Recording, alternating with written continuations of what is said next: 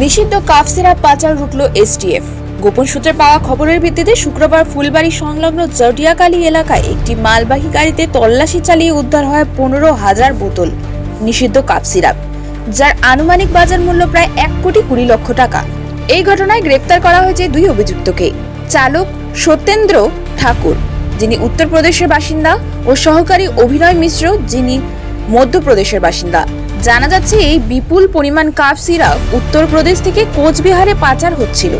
ধৃতদের আজ তোলা হবে আদালতে। গোটা ঘটনার চাঞ্চল্য ছড়িয়েছে সীমান্তবর্তী এলাকায়।